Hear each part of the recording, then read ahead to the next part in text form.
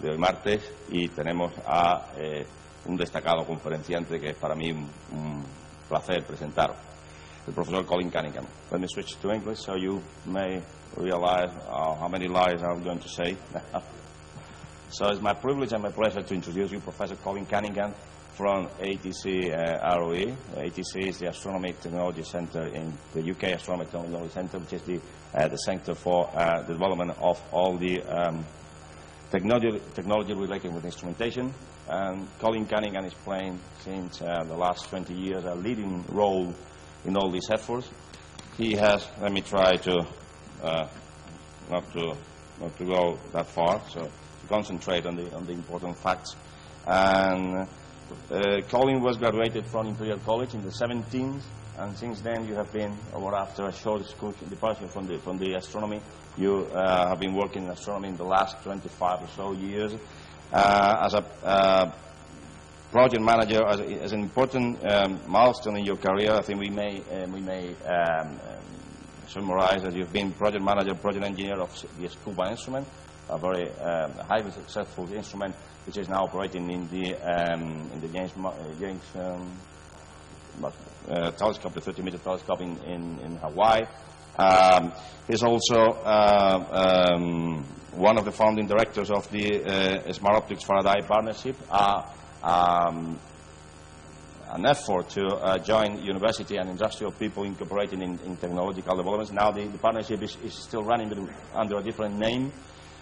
Colin has been also chair of the Framework on Optical and Key Technologies Network and PI of the Smart Instrument Technologies joint research activity. In that activity we collaborate with them in two working lines. And since possible couple of years you are the PI of one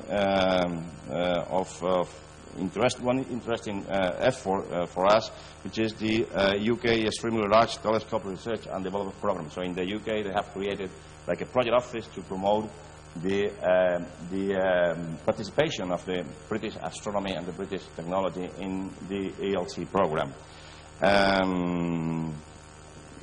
I could say many things about Colin, but he will today.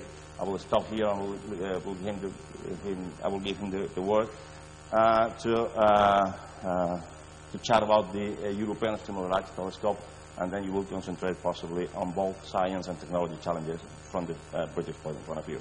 Thank you. Thank you very much, Paco. That's very, very kind words, and it's a great pleasure to be here at the IAC again, and especially as you've laid on such hot weather, because I'm not used to that sort of thing in Scotland, obviously. But it's really good to be here. And what I'm going to talk about today is, as Paco says, the European Extremely Large Telescope project. I'm going to talk about some of the technology that, in fact, going back in time to look at some of the technology that revolutionises the way we build telescopes over the years, and what the key technologies are for the E-ELT. And then I'm going to talk about the science goals and why we want to build a bigger telescope.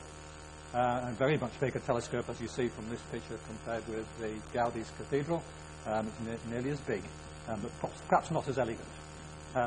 So anyway, I want to talk about that, and then I'll be talking about the actual engineering of the telescope and its instruments, and in particular some of the instruments that we've been involved in the UK. So starting off, Paco suggested I mention a little bit about what the ROE, the Royal Observatory Edinburgh, is, and the UK Astronomy Technology Centre. So this is our site, which is, as you see, on a hill next to Edinburgh. It was obviously in the countryside, and it was built in 1895, and the city moved out towards it, so it's not much good for astronomy now, but it still has some rather nice 1890s observatory domes, and a new building here, which we're in some ways is similar to your new building, in that it's designed to take very big instruments. This is a close-up so we can see the new building here. Again, slightly less elegant than the older things. So our job at the ATC, we see it as to provide a UK focus for the design, production and promotion of state-of-the-art astronomical technology. This is to enable the UK to remain at the forefront of astronomy. And we do this through, we're not that large, there's about 90 staff in the UK ATC, and on the same site we have the Institute for Astronomy, which is from the University of Edinburgh, and there's about 60 there. So in total we're about 150 people, and we work very closely with the university, but we're separate organisations under separate management. And we also do astronomy outreach in Scotland, which I'll mention in the course of the talk, and support local and national industry. So in the last 15 years, we've built a whole stream of instruments which have been very successful, we believe, starting with SCUBA in 1996, which, as Paco mentioned, I was a project manager for, and I was very proud of until it came off the telescope a couple of years ago. The other highlights, I guess, WIFCAM, the Wide Field Infrared Survey Telescope on UKERT, which was the world's largest infrared camera, and VISTA now has been commissioned in Chile, and is the world's largest infrared camera now, and is again proving very successful. So the range of instruments we've worked on, this is VISTA on the little mountain next to the Paranel, next to the VLT. So we were responsible for all the civil engineering and the dome and the telescope itself, and the building the roads up to it. And this is the VISTA telescope. It's a rather odd telescope. It's a 4-meter telescope. It is very, very squat, very fast primary mirror to allow us to get a very wide field. And the camera itself is part of the optics, and the whole system is integrated together. The current things we're working on, we've just delivered the pre-optics for the MIRI mid-infrared instrument for the James Webb Space Telescope. That's kind of complete and now being assembled into the full flight test at the Royal Atom Laboratory. SCUBA 2 isn't quite finished. This is it being loaded onto the James Maxwell Telescope. You can just about see it here. It's very big. The detectors are causing some trouble, and we're just about to complete the final batch of detectors to fully populate it. And you'll see a bit about KMOS for the VLT, our first ESO instrument, and also the E-ELT instrument studies. But we've also been diversifying recently. We've been working on things like particle physics, Earth observation, and ophthalmology, for the very good reason that with the current financial situation in the UK and across Europe, actually, we don't believe there's enough work in astronomy to keep us going. So we're diversifying, using our skills in these other areas. Okay, so let's start talking about the E-ELT now. You've heard a bit about what we do at the ATC. So the question is, why do we want to go from this, which is a big telescope, to a much bigger one? So clearly there's a huge difference in size and a huge difference in performance. And if we think about the way telescopes have evolved over the last 400 years, they've tended to be driven by new technology advances. And you can go back as far as Galileo in fact, and often these technology advances are coming from other fields, industrial fields, and that was certainly the case with Galileo's telescope. The lenses came from spectacle makers in Holland and were adapted to make this wonderful telescope with the enormous breakthroughs, 1609.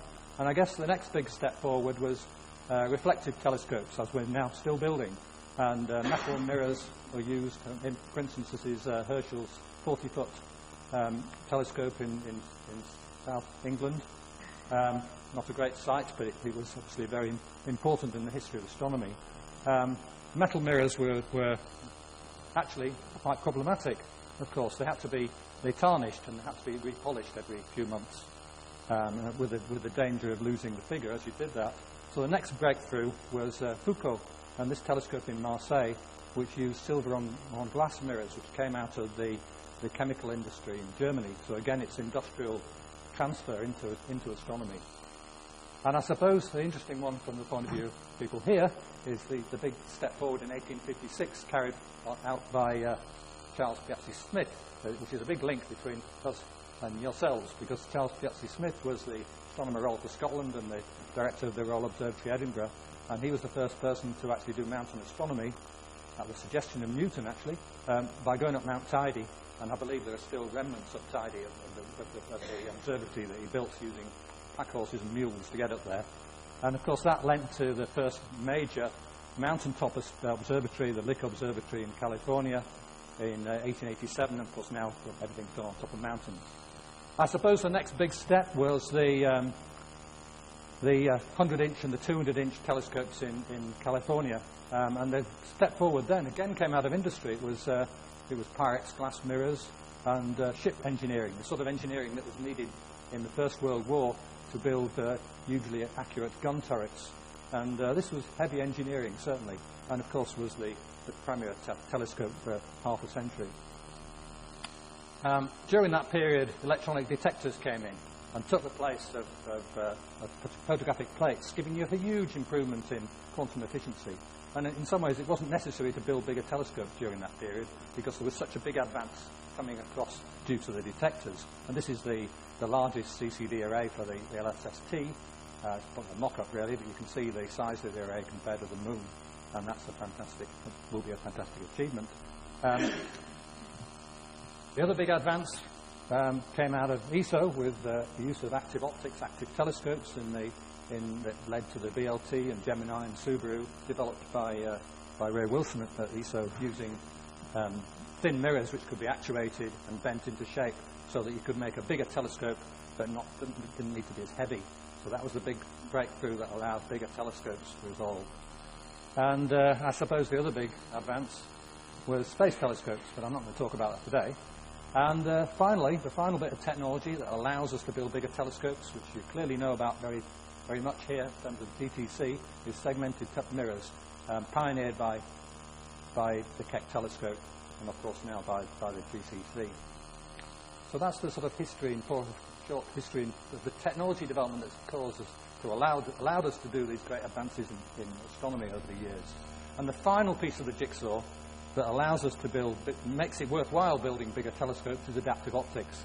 Clearly, if you're seeing limited, there's no point building a bigger telescope. All it is a light bucket collecting more photons. What you really want to do is get the higher spatial resolution that you're given by the aperture of the telescope. And as we see here from this wonderful picture of the galactic center from Genzel's group, it really works very well. So why do we need bigger telescopes? Well, firstly, this is spatial resolution. This is a crude image, seeing limited from any telescope if you don't have adaptive optics.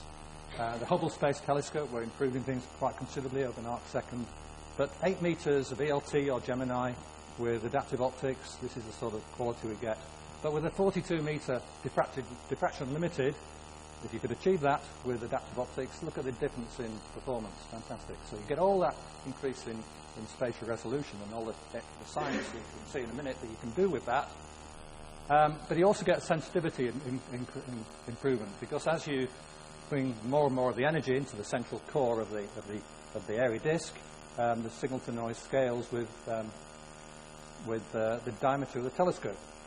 If you're seeing limited, it only scales with 1/d squared, so it doesn't go up that rapidly. But if you're diffraction limited and the source gets smaller and smaller into that core, the source is proportional to lambda over d, and then the signal-to-noise scales as d to 1/d to the fourth, in a perfect situation with no detector noise and everything else.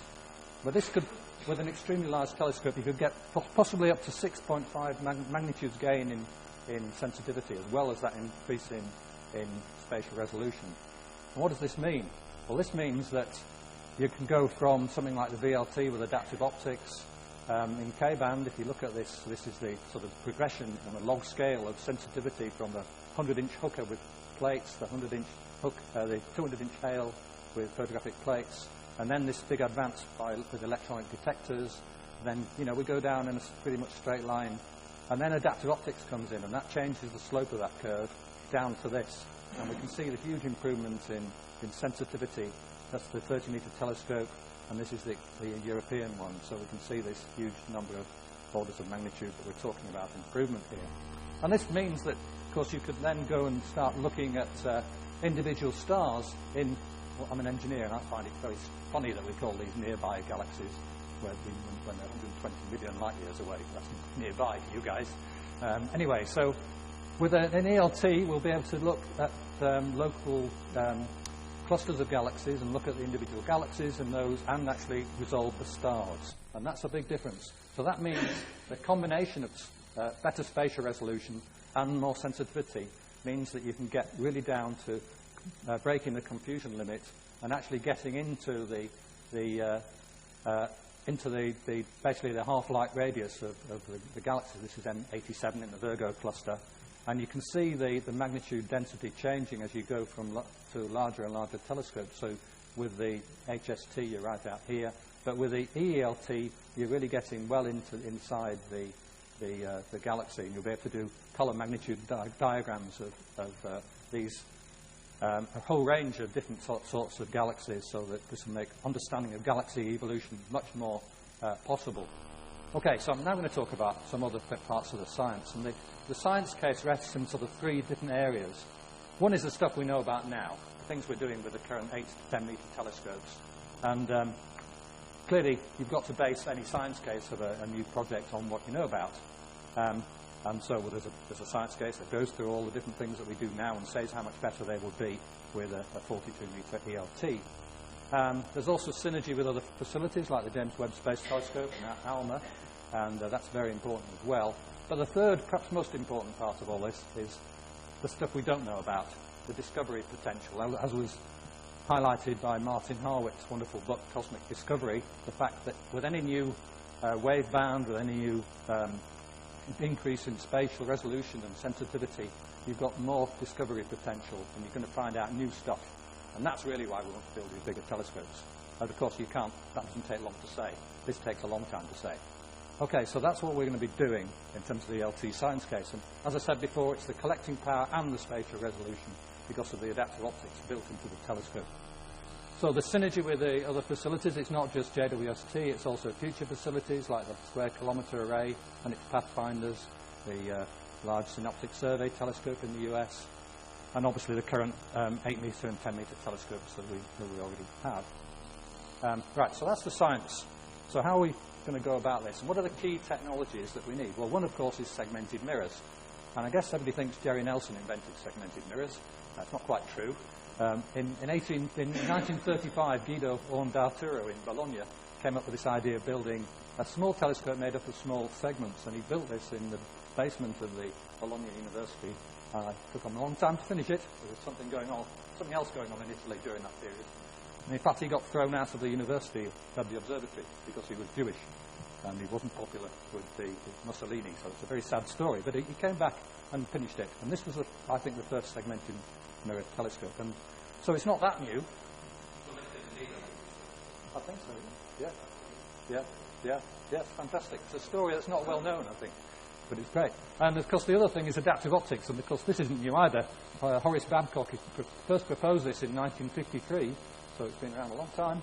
And, of course, his idea was based on technology available at the time. It was rather odd. It was using a charged oil film instead of a deformable mirror, and something called an image orticon to do the wavefront sensing, which I'm before my time, I'm afraid. So I don't understand all that. And, of course, it wasn't practical, so it wasn't done. But of course, we now know over the last 20 years or so that adaptive optics has become mainstream. I'm sure you all know this, but I'll go through this in a little just to remind people that the principle of adaptive optics is you measure the wavefront as it's distorted through the atmosphere, measure that using some sort of wavefront sensor, and feed the information back to a deformable mirror, which corrects this image, so the point spread function goes from a mess like this, an uncorrected wavefront, to a flat, relatively flat wavefront, which gives you almost a perfect image, as we see in this little video. So that's the basic adaptive optics. It's based around a series of key technologies again. We've got the laser guide stars that are needed to enable you to get full sky coverage. We've got deformable mirrors. We've got this is a large deformable mirror on the I can't remember which one that is. Large and small inside instruments and inside telescopes. We've got the wavefront sensors and the very sensitive and fast detectors that are needed. And all of this has been developed for the E-ELT with ESA money, with country money, and also with framework money from the European Union. And, of course, the key bit, which people tend to forget about, is the control system that joins it all together, which is also very challenging. Okay, but adaptive optics has clearly been very successful. If you look on these images, which I like very much, the first image is direct images of planets around a star, very big, 7 or 10 Jupiter-mass planets from Gemini North. This is the same thing taken with Keck, with a bit more sensitivity, and you can actually see 3 planets around it in this system, which is, this is a taster of what we'll be able to do with an E-ELT, except with smaller and possibly even Earth-like planets, so it's very exciting. And, of course, the famous use of adaptive optics by Genzel's group to map the motions, the proper motions of stars near the galactic centre. And you don't need to know much about Newton's laws, Kepler's laws, in fact, to work out that there's a supermassive black hole in the centre of the galaxy, which is another thing I like to put in talks, really, because it's such an amazing figure, 3 million suns. Okay, so in terms of adaptive optics, I thought I'd have a little bit about what adaptive optics technologies we need for the E-ELT. I guess this is probably familiar to a few people, not many people. I'll go through it anyway for those where it isn't. One of the problems is limited sky coverage because there aren't enough bright natural guide stars to give you a full coverage of the sky. So we need to have some sort of artificial guide stars, and this is done either by exciting the sodium layer 85 kilometers or so in the upper atmosphere and using that to measure the turbulent volume up to 20 kilometers. So that's the sodium lasers. There's also Rayleigh guide stars as used on the William Herschel telescope. And the advantage of that is because it's pulsed, you can actually set the altitude any height you want. And you can set this at a lower altitude, maybe 20 kilometers. Unfortunately, you can't set it high enough to get the whole atmosphere. And they also both suffer from something called a cone effect, which means that you can actually, and this gets worse as you get to a bigger telescope.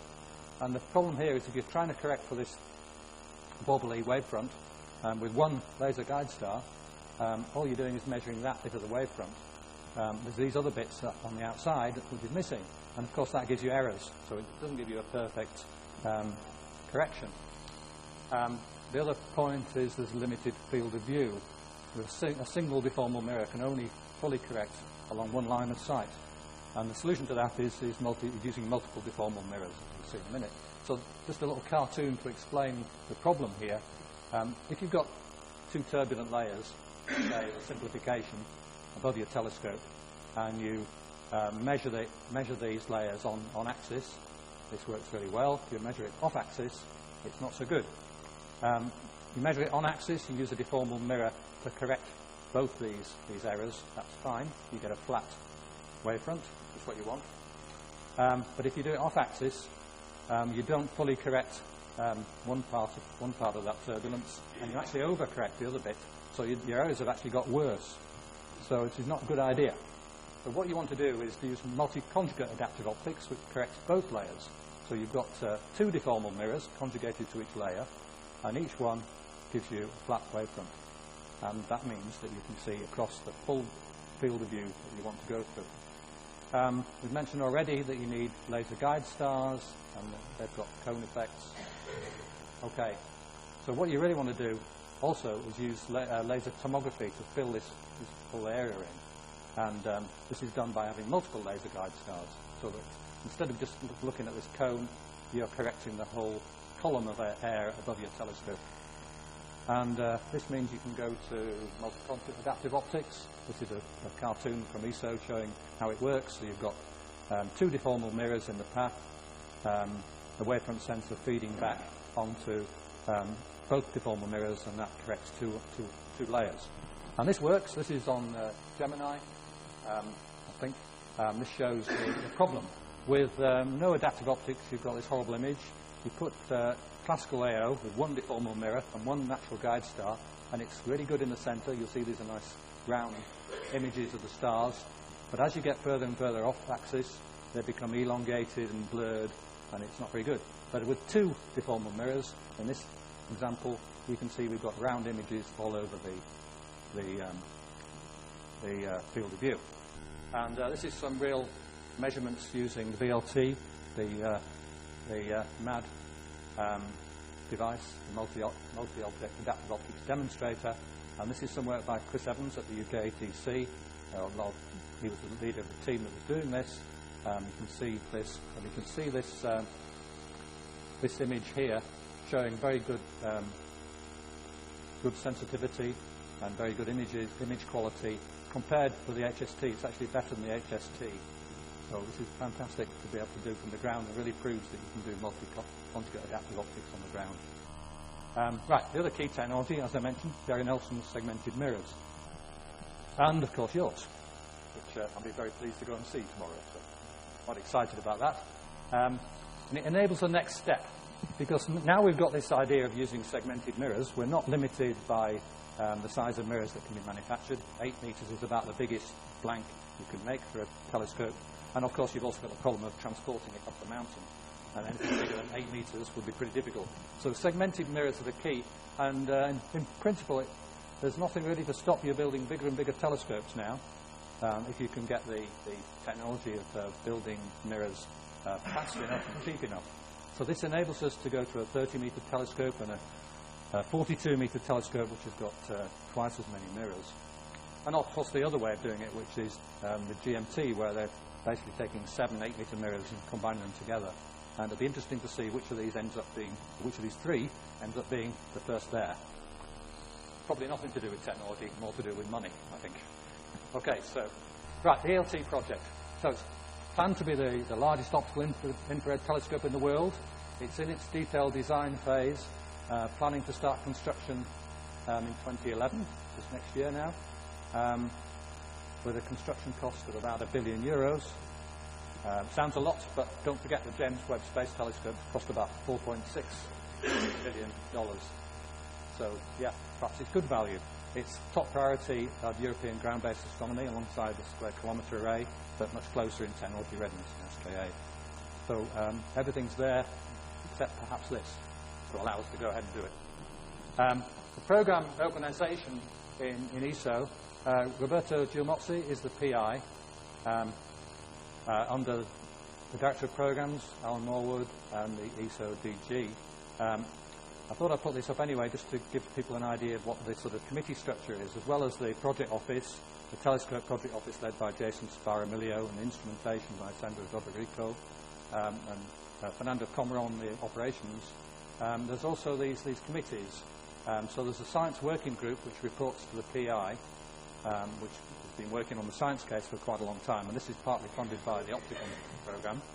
And then there's the E-ELT Science and Engineering Committee that I'm a member of, as is Jose Miguel Espinosa from IAC, and they report to the Science and Technology Committee, which reports directly to Council.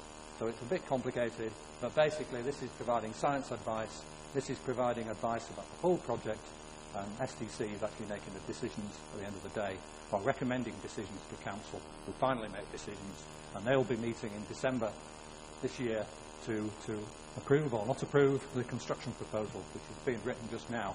Now, some changes happening here. I don't know if people know about this, but Alan Morwood has just retired, and Adrian Russell, who used to be my boss at the ATC, is taking over, which I'm quite pleased about. And also Sandro Dodorico is about to retire, and we don't know what's going to happen there, but there obviously will be changes. And there'll probably be changes to the structure anyway as it moves into the construction program. Okay, so the telescope itself. This is a very nice picture of it. I guess it looks a bit like GTC until you get the scale right, so it's a lot bigger. It's 42 metres in diameter primary mirror, nearly 5,000 tonnes of structure, and it's got 2 instrument platforms the size of tennis courts, 6 laser guide stars, and as we'll see in a minute, a novel 5-mirror design. Outstanding image quality across a 10-minute field of view. This is the design of the telescope. It's got a 42-metre segmented primary with 984 individual segments, 1.4 metres across. So that's a huge number of mirrors to manufacture, one of the major challenges. It's got a 6-metre secondary mirror, which has to hang downwards and also be active. It's got a 4.2-metre tertiary mirror, which is actually relatively straightforward. And then it's got a 2.6-metre adaptive mirror here. That is very difficult. That's 2.6 metres, it's got about 8,000 actuators, and it's only about 2 millimetres thick. And this is a major challenge, as we'll see in a minute. It's also got a 3 by 2.4 metre M5, which does tip tilts, and this does the fast guiding and correction for wind shake. Again, that's quite challenging because it's big and has to move at a relatively high speed. And then there's the laser launch systems at the outside of the telescope. Okay, so the top-level requirements, I won't go through this in detail, but the major thing is an adaptive telescope because it's got a built-in adaptive large deformable mirror, and this allows it to take out most of the major areas from the atmosphere, which is basically ground layer adaptive optics. Then following on from that, we get all these different variations of adaptive optic systems linked directly to the instrumentation. I think that will do. Okay, in terms of performance, I won't go through this in detail, but the interesting point, I think, is this, the J-band graph at the top left-hand corner, which shows the change in sensitivity, or signal to noise, going from a 30-metre to a 60-metre telescope parameterized by the number of actuators in the large deformable mirror. And what we see is obviously as you get more and more actuators, you get better sensitivity. But there's a limit to how many you can build, a technological limit at the moment. And with a sort of around 5,000 actuators, we can see that the sensitivity starts to drop off. So there's kind of a maximum around here, which is the sort of official line as to why it's a 42-meter telescope. There are lots of other stories about it, but 42 is the answer. And the other thing that's interesting about this chart is that the signal to noise for faint sources goes as d squared times the Stroh ratio, but for exoplanets, where you're trying to get very high contrast, it goes with the square of the Stroh ratio. So that explains why for exoplanets you need very, very high order adaptive optics. But anyway, the end result of this, in terms of speed, if you look at this chart going by diameter, when you get up to 42 meters, the speed of an observation, we're talking about being able to do 1 year of VLT observation in one night. So this was going to be a fantastic improvement in performance for European astronomy. Right, going to the technology and engineering. So the mirrors. Primary mirror, it looks easy if you do a CAD drawing. It's actually very complex. 984 segments. These have all got to be manufactured. If you think about that, that means if it's going to take you about 3 years to build the segments, you've got to make one a day. And at the moment, it probably takes you about 6 months to procure one of these, if you're lucky. So there's a big challenge. And this is being addressed by two industrial companies. There's Sagem in France, who have already produced a prototype mirror, and a consortium based at the Optic Technion in North Wales. And they've got some new technologies which should enable much faster production. So I'll talk about that a bit later. The secondary mirror, again, is well, it's challenging as well. It's big, and it's got all these axial supports and actuators as well, and it's hanging downwards, so that's uncommon. And then we've got this very challenging deformable mirror here. The M1 mirror, it's not only the segments, it's also the support structure with the whittle trees and the actuators and the edge sensors which are needed to get them all lined up to around 10 nanometers. So that's all challenging. And the distortion that's put into the structures, this has been very much analysed, of course. And here we have one of the first prototype mirror being manufactured. So it is possible to make these mirrors. The big question is, can you do them fast enough and cheap enough? So we'll find that out in the next few months. The primary mirror supports. Okay, well, each of these has got to be co-phased, as I said before. It's got actuators to tip, tilt, piston, and also some sort of torsional twisting movement. And if you add these all together with the adaptive optics, it's a huge control system, something like 23,000 inputs and 63,000 outputs. So that's a big control system. So that's one sort of hidden thing that you can't draw a picture to easily, but the control system's going to be a big challenge as well. And these are the segments in production. This is the first one, as I said. So this is Sagem. The adaptive mirror, again, that's not an easy thing to do, mainly because I thought I had a picture of that. But anyway, the mirror shell is only 2 millimeters in thickness, and it's made of zero dur, and they've already broken one of these, so it's not easy. We've got some technology in the UK that might come to the rescue there, using composites like carbon fibre and carbon silicon carbide, if it turns out that the zero dur really is too much of a problem. Okay, the other key technology is the lasers to do with sodium laser guide stars. And there are some problems with these. They need to be high power, 50 watts continuous wave, which is not easy. They also need to deal with the spot elongation. If you launch the laser from behind the secondary mirror, you'll see as it goes to different parts of the field that you get elongation. You get even worse elongation if you put the laser guide stars on the edges of the primary mirror, which is what the baseline is for the E-ELT, and you'll see you get a lot of elongation. And this has to be corrected for by using relatively large area detectors, which can work very fast and can compensate for this elongation. These detectors have been developed, and it looks like it's feasible to do that. Okay, so the lasers we think are going to be okay. The dome, well, people tend to think domes are easy. They're not. And there's a lot of engineering challenges in this. We're talking about building a dome that's nearly the size of a football stadium, 4,000 tons of steel, and I think we all know, and we all can remember histories of telescope domes that have caused difficulties. So this is being developed now. There's been several studies. This one was done by a company in the UK called Arup, who actually build football stadiums. You can tell it's a British company because they compared it in size to the Albert Hall. And I think this is the GTC dome. So it's probably not that much bigger.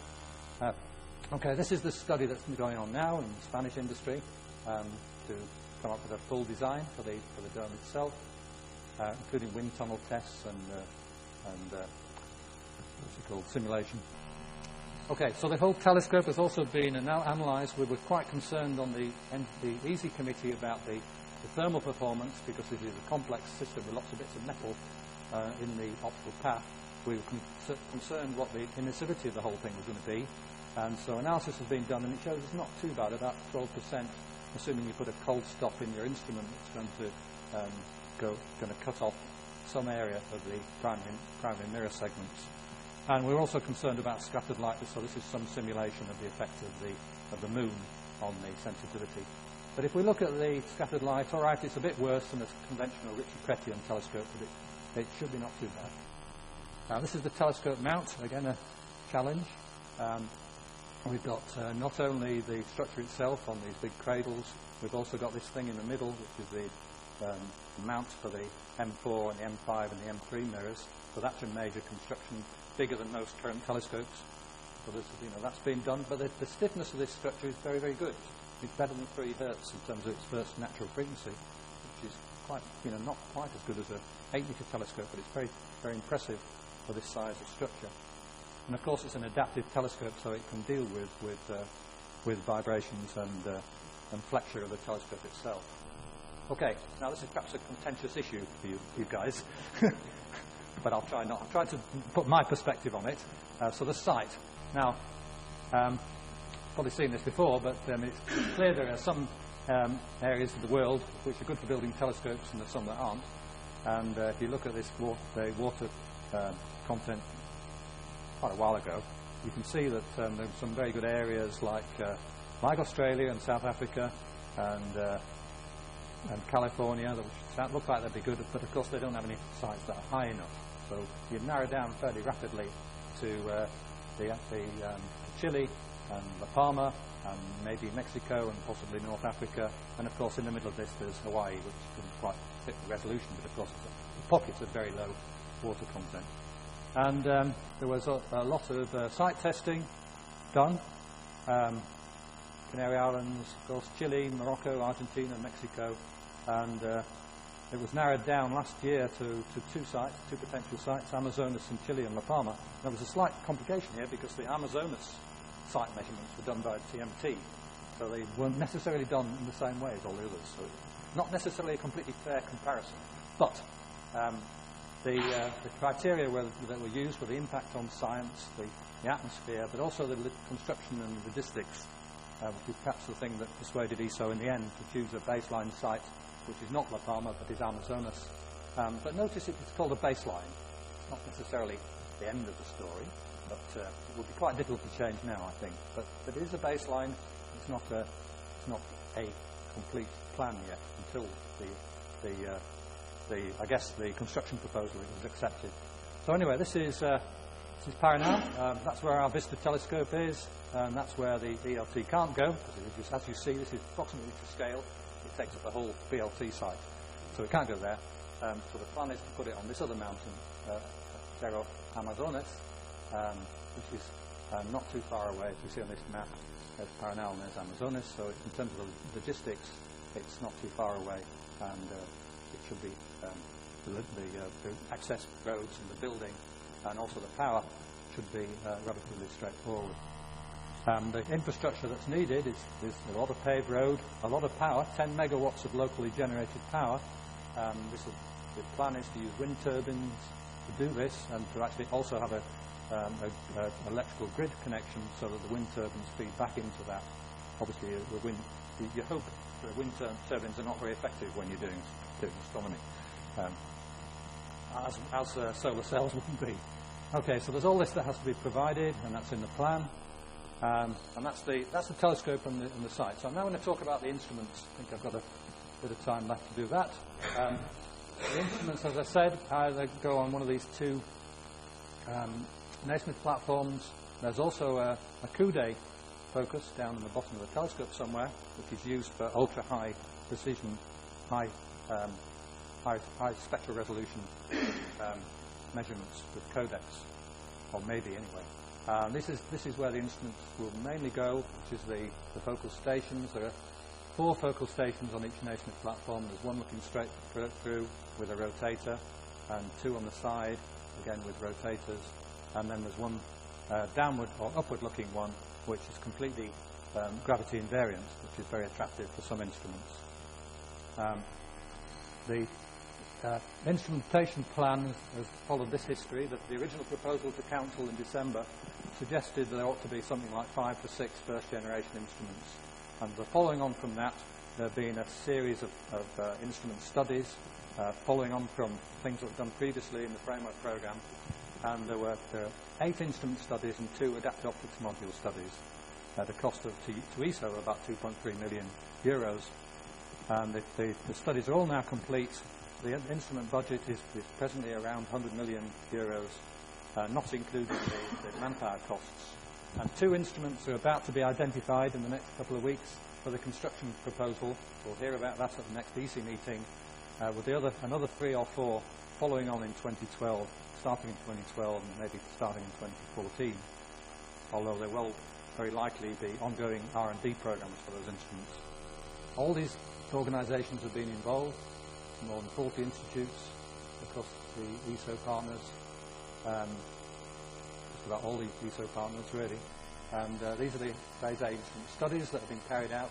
This is a sort of UK-centric version. So the UK's had parts varying from about half of Eagle to just a science input to codex. So we've had involvement of a lot of instruments, apart from Ricardo Simple, and we're also involved in the LCAO, the laser tomography adaptive optics relay. Okay, so why do we need these instruments? Of course, it's to do science, and the only thing we know about, apart from the unknown, is the contemporary science case. And this again fits into 3.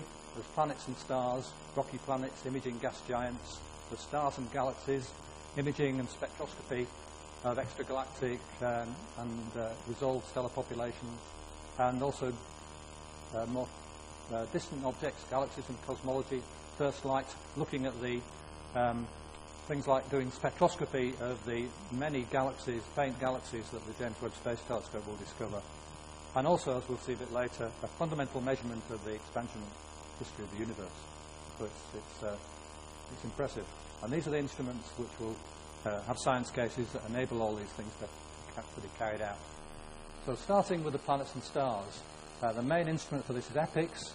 It's an ultra-high contrast imager and spectrometer, and it's to answer questions like how common are systems like ours by looking at all of them. Well, this is probably out of date already, I'm sure it's more than 350. Looking at these planets and finding out what makes them, what they're measuring, doing direct measurements of mass, orbit, temperature, composition. And simulations of rocky planets show that we should be able to detect them within 5 to 10 parsecs. And there are 370 stars there, so there's a good sample, hopefully. We don't know how many of those have got Earth-like planets, of course. And this is the sort of sensitivity that simulation shows. It looks like we can get right down to 10 to the minus 9 here and still do direct imaging of an Earth-like planet. This is the instrument itself. I won't spend any time on that, actually. It's an integral field spectrometer and a coronagraphic polarimeter, which gives you very, very high square ratio because of the extreme adaptive optics, as I mentioned at the beginning. Codex will also do planetary studies, but by the radial velocity method, which will be very, very sensitive because it's extremely stable, much more so than the current HARPS instrument. These are radial velocity measurements using HARPS, where you can see the 3 planets around this system that have been detected, and we'll be able to do much more sensitive measurements using codex. In fact, it should be able to measure between Earth size and Earth separation from the star planets. If we look at HARPS, this is the limit here, which doesn't allow us to go down. That's 10 times Earth mass. So Espresso, which is the new instrument being built for VLT, will get down to Earth mass planets, but it won't get to them at 1 astronomical unit, so they won't be the same as the Earth. But Codex will. There's all this possibility of finding Earth-like planets down here. So that's very exciting. METIS will also do things for planets. It will look at, this is a mid-infrared imager and spectrometer. The key spec here is diffraction-limited performance in the mid-infrared, which means you can do very detailed spatial and spectral measurements of circumstellar disks, and also looking at the physical and chemical properties of exoplanets. Going into the galaxies and cosmology and stars and galaxies, one of the major instruments that we've been involved in at the ATC is this instrument called E-ELT, which is a multi-object adaptive optics system set up to enable us to look at 20 different galaxies, very faint galaxies at the same time, and do integral field spectroscopy, so you can measure the dynamics of these very faint galaxies and understand things like the merger history. This is based effectively on the instrument we're building for VLT called CAMOS. This is it on our flexure testing rig in our big new laboratory.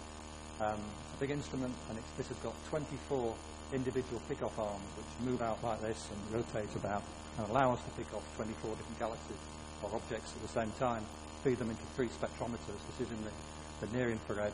All of this is cryogenic mechanisms working at about 100 degrees Kelvin. Quite challenging. We're commissioning these now, and we think this will be on the telescope in about a year's time. On the E-ELT, that was a seeing limited instrument. On the E-ELT, you really want to make use of the adaptive optics. And to do that with multi-objects, you need to use something called multi-object adaptive optics, not surprisingly. And the key thing here is, instead of correcting the whole field, which is a 5 arc-minute field, you just correct for the light, the atmosphere that you can see as you image individual objects through the sky. And this has not really been used on a telescope yet. It's been tested on a test bench in Paris. We're now building a system to test it on the William Herschel telescope as well. So E-ELT's got 20 channels, and instead of using pick-off arms, we use individual mirrors which are positioned onto the focal plane and held out by magnets. So it's a bit like a fiber spectrometer system. And then these 20 pick-off mirrors feed 20 channels, each of which has got an adaptive optics deformable mirror in it and an image slicer to give you the integral field spectra. So it's very complex. This is what it looks like. It's big, probably as big as some telescopes, and probably more expensive than some telescopes. This is what it looks like being put together. The video works right. So it's what we've got is a core structure. It's on this upward-looking platform, so it rotates. The whole instrument rotates to take out the sky rotation, and this is all basically the core infrastructure of the instrument. If this goes a bit faster, we might even see. Okay, this is the main part of the instrument, and this is the focal plane coming in there. That's the focal plane, and on top of this, there's a system for picking off the laser guide stars. So it measures the wavefront from 6 laser guide stars into a set of optics around here. So there's quite a complex adaptive optics system as well built into the instrument, as well as I said, 20 deformable mirrors. And the key part of the technology is this system here, which is used to pick and place these mirrors around the focal plane. And I think this video now shows it working. But look, okay, there's a bit more. There's electronics and all that other stuff. Come on, let's get to the nitty-gritty, which is this robot, which is right in the middle of this instrument. Okay, so we've got all the spectrometers here. We've got 10 individual spectrometers, each with their own cooler. And then all the support structure that goes together with this, and the rotator, and the cable wrap, and all that stuff. And then right inside the instrument itself, we've got this mechanism, which is a robot, to pick up these individual mirrors and place them in the exact position to align to the object you want to do the spectroscopy and imaging of. So here we've got this pick-and-place device.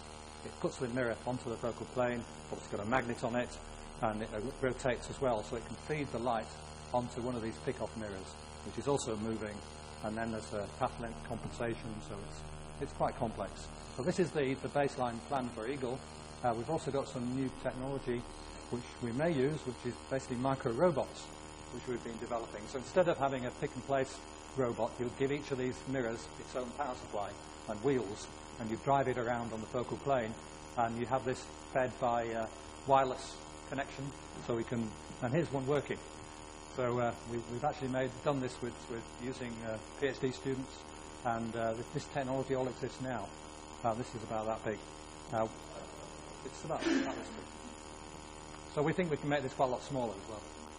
Okay, so that's another technology. This is the Canary multi-object on-sky demonstrator and the William Herschel telescope using the Rayleigh laser guide star. And the nice thing about the William Herschel is the sums are easy. It's 4.2 meters compared with 42 meters, so it's a tenth the size. And with the Rayleigh laser, we can tune the height of the laser of the guide star, so it's a tenth of what it would be with a sodium laser. So we get a scale model, and we're using this to build a system to prove that MOAO works on sky, also to calibrate it and to understand the real-time control problems as well. So this is a joint project between the UK and France, and that's then for E-ELT. So other instruments that do this science case, Harmony is, I guess, like one channel of E-ELT, except it's diffraction limited as well. So it's going right down to 4 milliarc seconds in the near infrared, and this will give you very good performance for single objects. One example would be to actually do this stellar population work, where you can resolve individual stars, galaxies beyond our own local group, including the Virgo cluster. We can do spectroscopy, we can measure kinematics and chemical composition, and so on. So that will be very, very exciting as well. And if you look at how simulations compare with what can be done with a Hubble Space Telescope, this is a simulation, this is an idea of what you might be able to do with Harmony, which is effectively looking at a galaxy which is much more distant, z equals 2 rather than 0.04, and you can see the factor of 10 improvement in spatial resolution. So we'll go much, much further than the HST with the E-ELT and these instruments. I don't think I've got time to explain how Harmony works. So another instrument is Optimos, which is a multi-object fiber-fed spectrometer, again using a kind of robot to do the fiber positioning in this case, and that's for the very near-infrared and the visible, and to look at maybe 200 objects at once, again for stellar populations and first galaxies and so on. Codex is a particularly interesting instrument for the galaxies and cosmology science case. It will really do some fundamental work because it can measure acceleration directly, we believe, and really understand what's going on. This is independent completely of any sort of standard candles like supernova measurements. It's a dynamic measurement. And how does it work? Well, basically it's in a way an instrument similar to HART, but much more accurate. It's going to give you something like 2 centimeters per second Doppler precision over 30 years. No adaptive optics, no moving parts, all in a vacuum vessel, right in this Coude focus. So everything's very stable and locked away. And with it, you could actually look at the light coming from a distant quasar going through the interstellar medium, and if you look at the Lyman alpha lines and track these over a period of time, you can see changes. So look at this. That's quite easy to see even by eye. So there's a change in those spectral lines. The problem is that was over 10 to the 6 years. So it's quite hard to get a research grant for 10 to the 6 years. But actually, with that precision, Codex would actually do it in 20 years' time or something, do a direct measurement of the expansion rate of the universe and really tell us if all this dark energy stuff is really there or not. So that'd be good. Okay, finally on the instrument studies, there's a reminder from ESO that, I thought I'd put this up, it's not my slide, it's Sandro de Rico's. Not all these observing capabilities are going to be implemented in the first generation. There's not enough money, not enough resources in terms of the instrument builders across Europe. And they're not necessarily going to be one-to-one match against the studied concepts. In other words, there may well be some D-scopes to get the cost down. And also, in fact, the consortia may not be exactly the same. It may be needed to actually bring in some new partners to enable these instruments to be built. Okay, right.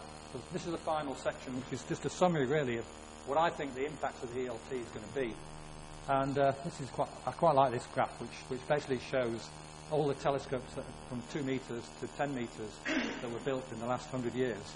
against altitude for no particular reason. So going from the Hooker to the Keck and DTC, and if you put the E-ELT on this, it's got actually more surface area, more area of glass than all these put together. So we'll be collecting more photons than have been done with all these telescopes together. So that's got to be a fantastic science case without anything else in terms of discovery space. And it's collecting all these photons. It's got 4 times the spatial resolution, maybe up to 6 magnitudes gain in sensitivity. So it's really going to allow us to understand the universe and our place in it. But it's also an inspiring project. It's something that we can show off to the younger generation and get them inspired into going into careers in science, technology and engineering, something I know is important for you people here as well as it is in Edinburgh. These are some of the kids in our visitor centre learning about optics, and they're very, very excited by these big projects. One thing we're doing this in the next couple of weeks is we've got a stand which is showing this project at the Royal Society 350th Anniversary Exhibition. We're expecting about 20,000 people to come to this exhibition. It's on the South Bank in London. And we've got this rather nice display that's got a 3D movie of the E-ELT. So you'll have to put the glasses on and you'll see the telescope in 3D. It's going to be fun. And it's right next to this is the London Eye. So it's right next to that. So this is what the telescope would look like if it was put in London, which I don't think it will be. Okay, so other reasons to build the E-ELT are also technology developments. And we've talked about adaptive optics, and that can be applied in many areas, including areas of the aging population, which are very much more important. For instance, this is adaptive optics looking at blood vessels in the retina, and you can see the improvement in performance going to adaptive optics, where you can see, actually you can do movies of blood flow in these blood vessels, and of course that's done without any sort of surgery. So it's a window right into the physiology of the body, and you can see the rods and cones as well, and do much more in terms of looking at diseases of the eye, like diabetic retinopathy, for instance. Then we've got building of industrial capacity. This is some of the work. This is Sajem, this is Dr. Technium in North Wales, building these big mirrors and being able to do them on an industrial scale. It's going to be a big impact as well. And one impact area that it might have is on laser fusion.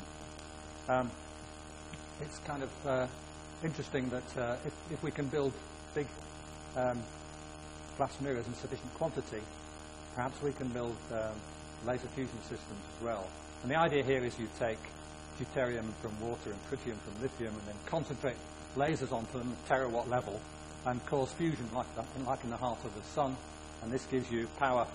And it also gives you and of course the raw materials of these things are readily available. You can get deuterium from water, you can get tritium from lithium.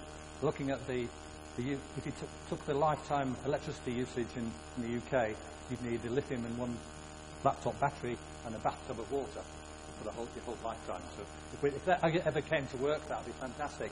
We also generate our own neutrons, which can be used to make this lithium.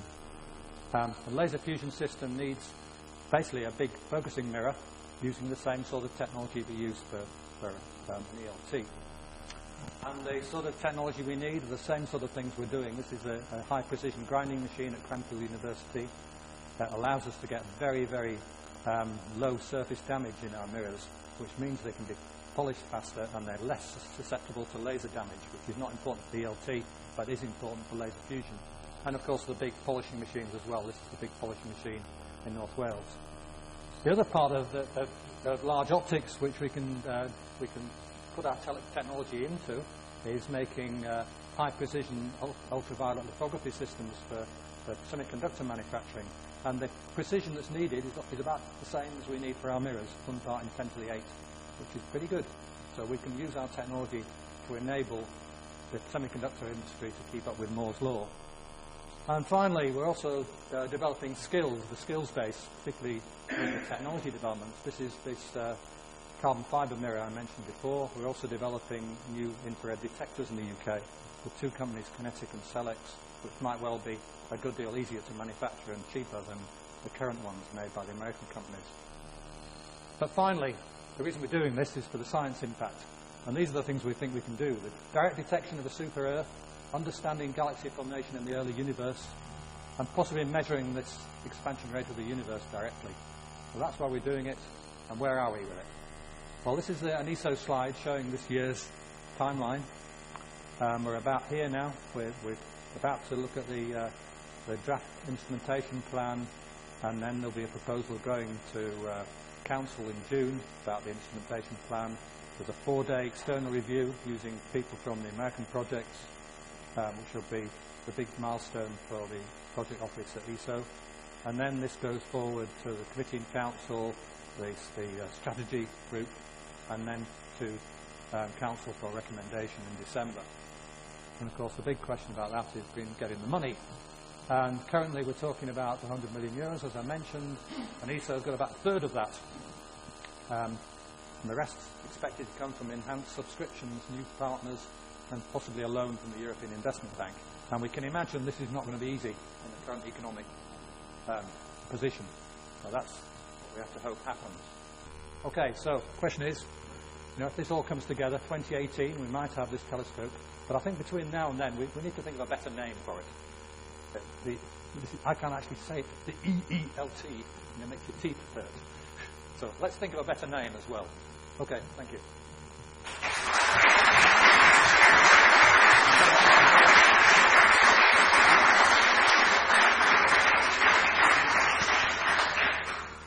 Okay, thank you, Colin. I think there is time for comment, question, or whatever you may wish to put on top of this big talk. Hang on a second. Wait for the microphone, otherwise you will not be recorded. So you will be not in Oh yes, well, I'm in trepidation. I fully agree with you that the advancement in technology is crucial for astrophysics.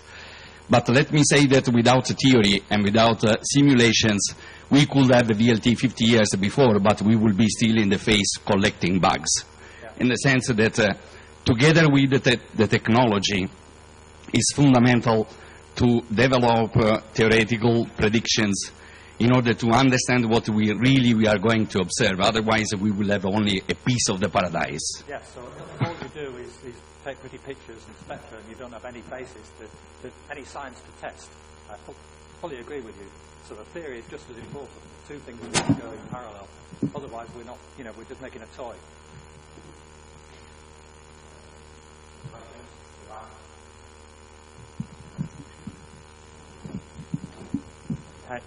I have a question about operational issues. Do you have any feeling or any numbers on how long you would have to re-illuminize, with which frequency you will have to re-illuminize the primary mirror, and how are you going to do it? If you are going to have several illuminizing chambers and things like that. And the other question, I have another question as well regarding the 42 number. So, you gave kind of an explanation in one of your slides, but at the beginning, one of your first slides, when you had the sensitivity plot, I think it was logarithmic, but from the TMT to the E-ELT, there was like a very small gain in sensitivity. So, I mean, why 42? And maybe if you had chosen a smaller number, it would have been cheaper to build. Well, I think it's not just the sensitivity, it's also the spatial resolution. Okay. But yes, I mean, if you've got twice the collecting area, unless you've got 10 times the collecting area, you're not going to get those. And to be honest, my understanding of why it was 42 was the studies were taking two extremes, 30 and 60, and it was chosen as the arithmetic mean of those two. Okay. And what about the illuminizing and the... I mean, you've got to choose a number. Sorry? You've got to choose a number. Anyway, the other question, the coating of the mirrors is a major problem, yes. Because unless we use completely new technology in terms of coating and cleaning and overcoating, you're probably going to have to get an average life of about 3 years. And that sounds okay until you multiply that by the 984, which actually means you've got to really recoat one mirror a day. So you've got to have a fully automatic system that goes in there. What happens is the mirrors get popped up by these actuators, and so a crane goes in, picks the mirror up, and then takes it to a mini factory almost that does continuous recoating. And that's probably going to be 2 of those to allow for failures, and you keep going. And that's actually very important, particularly for some of the high contrast measurements like the planet studies. You really don't want a huge variation in the reflexivity across the telescope. Yeah, because then when you do the calibrations every night and things like that, if you are changing continuously the primary mirror, then you will have to... 0.1%. I guess. Not that big. Okay, thanks. Changing one mirror. But I think the logistics of doing that during the day, when you've presumably got to keep the telescope horizontal, and you've got everything else you need to be commissioning and testing, new instruments, adaptive optics, the logistics are quite difficult, yes. Okay, thanks. So regarding the instruments and the cost of instruments, it was discussion some times ago when there was a meeting in La Palma about when 10-meter class telescopes and the cost of instruments, which became more and more. For the E-ELT, the cost of each instrument is a few tenths of $1 million. Do you have any suggestion about cooperation, for example, with 30-meter class telescope, which is also built, to have some kind of cooperation in, I don't know, in sharing some of the instruments, sharing the costs, building, or it should be purely European instruments, no other. You mean between TMT and E-ELT? Well, yes, or any of those. Yeah. And I've made the point many times that we should be thinking of these as a system for doing astronomy, and we shouldn't try and duplicate. You know, if there's a particular instrument on TMT, it would be much better if we could negotiate a shared observing program and not build two identical instruments. You know, the two telescopes are different anyway, and they've got different strengths. Obviously, TMT is going to Hawaii, it will be at a higher site, so it's going to be better in the thermal infrared. So maybe it's good to mention it during a talk, because sometimes you have, I had a view that it's purely isolated project running by only the European states and no... To be honest, I think there's a lot of discussion between the telescope projects. For instance, they've chosen exactly the same size for the segments, which is good from the point of view of manufacturing. But there's not been that much discussion between the instrument teams. I think perhaps the instrument teams are maybe a little bit more competitive. You know, but we need to start talking, because these are very expensive and high risk as well. You know. Yeah, sure. None of these instruments are straightforward, to be honest. Even the ones that look relatively straightforward. The Harmony instrument was meant to be, a first light instrument, but it's actually 8 individual spectrometers, and it's 8 meters tall. These instruments get big and expensive. Yeah, thanks. Slide for TMT.